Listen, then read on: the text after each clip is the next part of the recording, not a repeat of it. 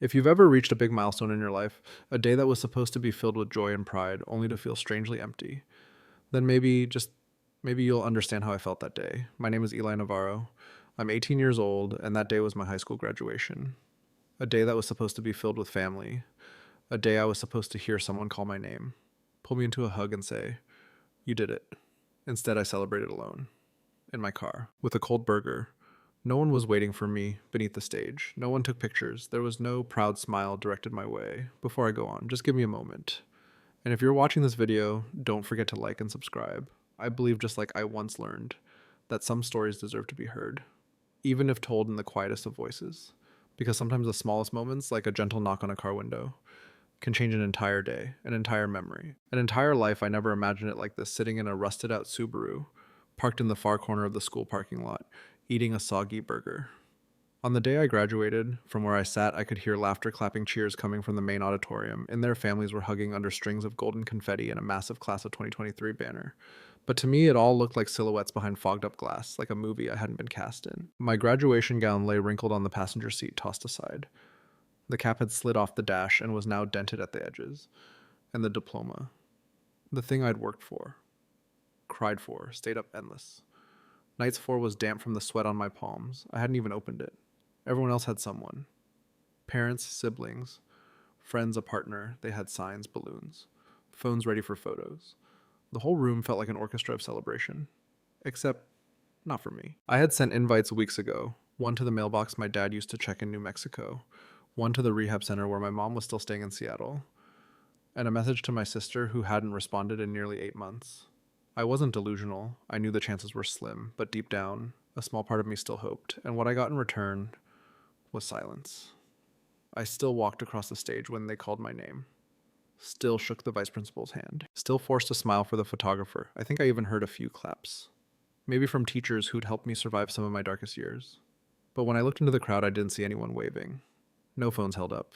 No one standing up, waiting to pull me into a hug after, so I left. I changed out of my gown in the boys' bathroom, slipped back into my hoodie and jeans, and walked out the side door. I drove until I saw the flickering lights of a burger place, ordered the cheapest combo, then parked behind the gym far enough not to hear anyone else's joy. I sat there alone, nibbling a cold burger and wondering, is this what victory is supposed to feel like? A lifetime of studying, fighting, pushing through everything, just to end up here in a beat-up car with a soggy sandwich and a future I wasn't even sure I could trust.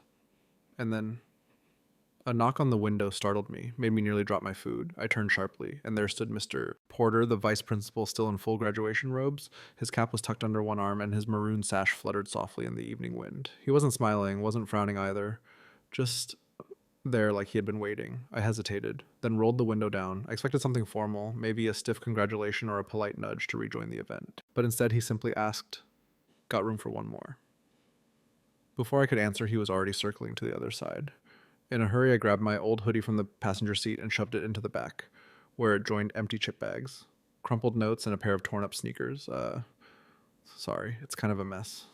I mumbled. He eased into the seat, his ceremonial robe bunching awkwardly around the handbrake. "You should see my desk in the faculty lounge," he said dryly. I let out a laugh, a sound I didn't realize I still had in me.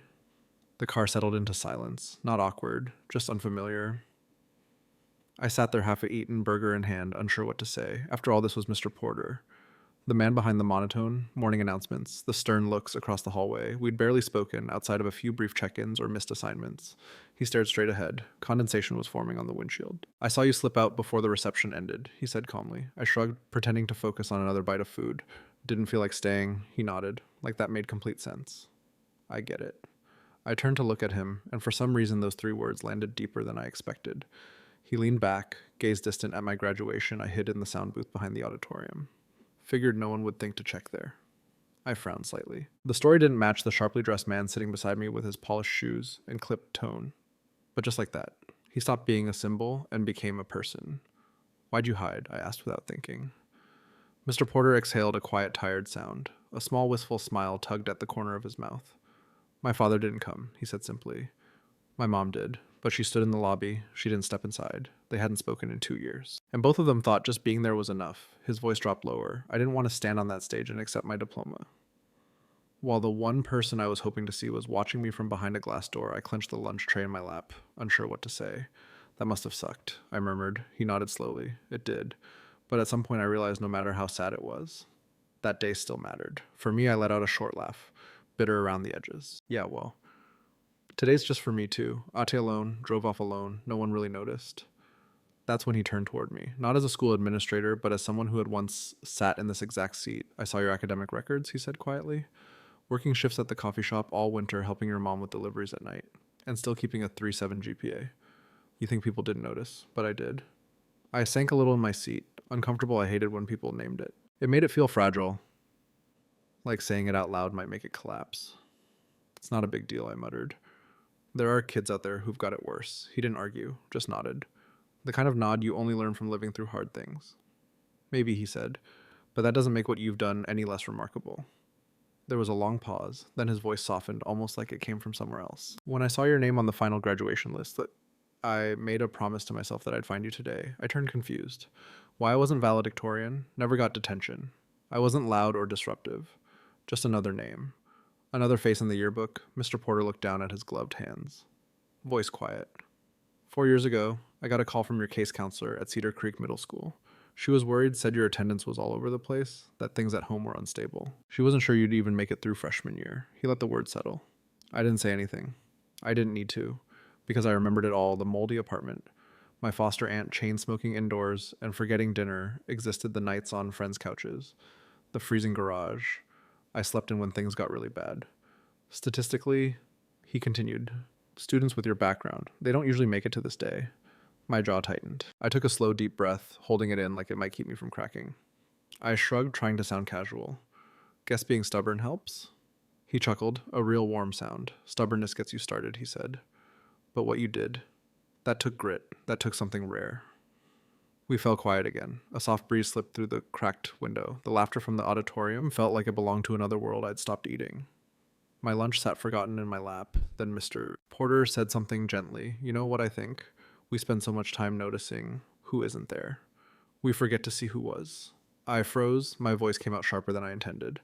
No offense, but I've kind of been on my own. He looked at me again, not with judgment, but with a question behind his eyes. Have you? He didn't challenge me, just invited me to take a second look. Ms. Reyes stayed after school every Thursday to get you through calculus. Coach Ellis made sure you had a place to shower when the water at home got shut off. The cafeteria staff snuck you extra fruit, even when you didn't ask. He paused, then raised a brow, and he held the word a beat longer. Let you sleep in the art room, storage closet that week. You had nowhere else to go. My cheeks flushed hot. I didn't think anyone knew about that. Ms. Hartley, my literature teacher, had given me the spare key and asked me to be out by 6 a.m. Before staff showed up, Mr. Porter looked at me gently. You weren't alone. Eli, not really. You just didn't have the kind of support that makes it onto greeting cards or gets posted on fridge doors. But people did show up quietly, consistently. I stared at my hands. My chest was tight. All year, I'd focused on what was missing: the empty bleachers, the lack of hugs, the silence after milestones. But for the first time, I started to see what I'd been given. Instead, rules quietly bent. Doors left slightly open. A vice principal who noticed Mr. Porter shifted slightly, then reached into his robe. I've got something for you. He handed me a plain white envelope. This was supposed to be handed out at the reception. But well, this seems like the right place now. Inside the envelope was a folded card.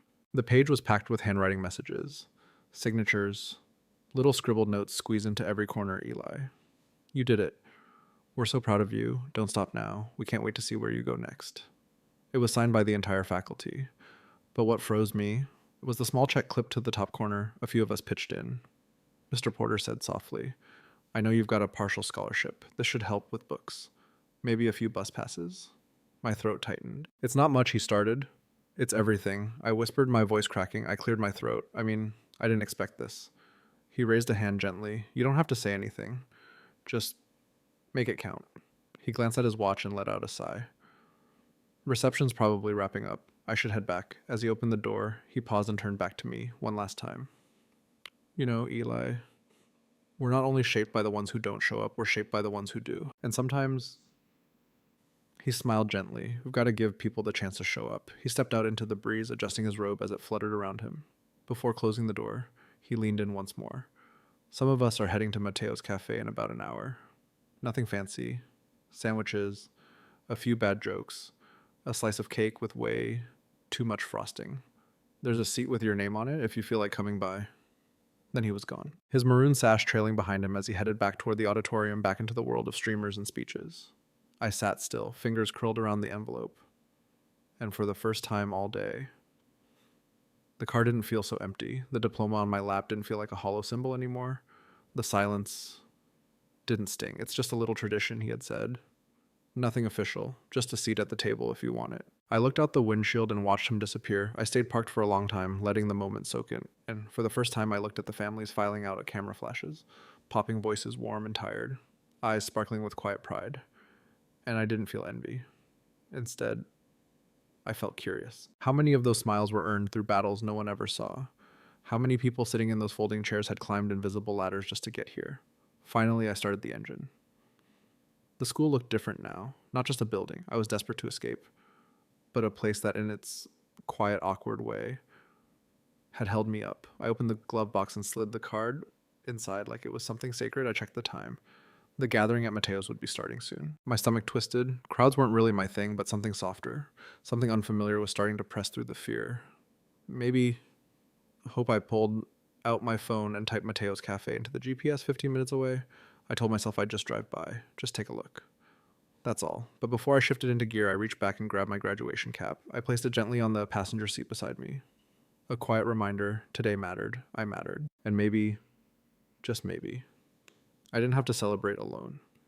20 minutes later, I pulled into the cafe parking lot, and for a moment, I almost turned the car around, but then I saw them. Ms. Reyes was stepping out of her dusty red sedan, laughing as she brushed leaves off her skirt. Next to her, Coach Ellis cracked some joke that made her roll her eyes in the most dramatic way possible. Miss Hartley was already at the door, her graduation heels swapped for her worn-out sneakers, the same pair she'd worn every day for 4 years.